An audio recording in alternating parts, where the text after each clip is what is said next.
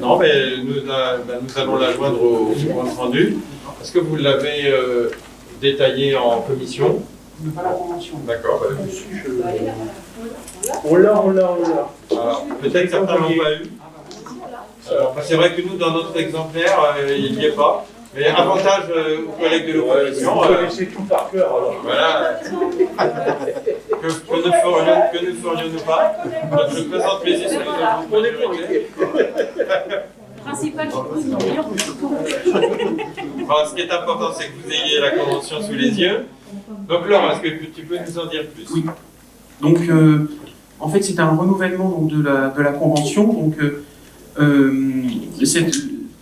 le RPE, donc, je rappelle les communes en fait, qui fonctionnent, qui utilisent en fait, qui font partie du RPE.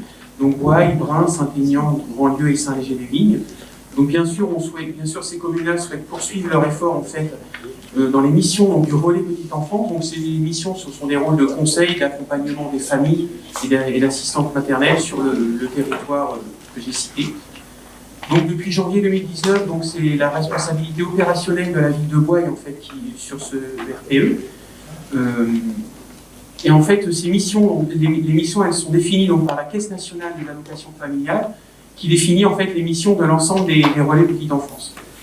Donc cette convention arrive à terme le 31 décembre 2020, et donc les villes que j'ai déjà citées donc, souhaitent renouveler en fait cet engagement avec la CAF.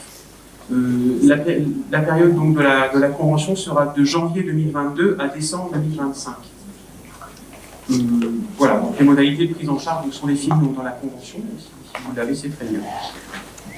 Voilà. Non, en fait, c'était l'autre. En fait, c'était l'autre. C'était pas celle-là. Oui, D'accord. Égalité. Voilà.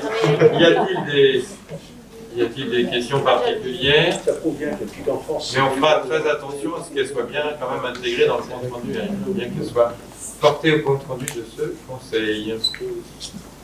S'il n'y a pas de questions particulières, ce que j'ai vérifié, moi, c'est que si nos trois autres communes, puisque c'est une convention, vous voyez, qui implique aussi Brin, Saint-Léger et Saint-Aignan, elles ont bien partagé aussi avec nos services et les adjoints, c'est souvent des adjointes, vous avez une réunion, et sont bien sûr les trois communes sont partantes sur cette même convention. Et certains ont déjà validé en fait dans leurs conseils municipaux la convention. En fait. Et il faut qu'on ait les quatre conseils qui délivrent. C'est un contrat disons, d'objectifs et on attend du financement. Je veux dire, si on n'atteint pas les objectifs et qu'on ne travaille pas dans le cadre de cette convention, il y a des contreparties financières. C'est ce qui nous permet de financer une partie du deuxième poste. Nous avons un deuxième poste et c'est une partie importante du On avait financement. l'obligation de créer ce deuxième poste et sinon il y avait des financements qui sont tombés. Et puis après, il n'y a pas que le financement, il y a aussi la manière de travailler. S'il n'y a pas d'autres interventions, je mets aux voix. Qui s'abstient? Qui vote contre? Adopté à l'unanimité.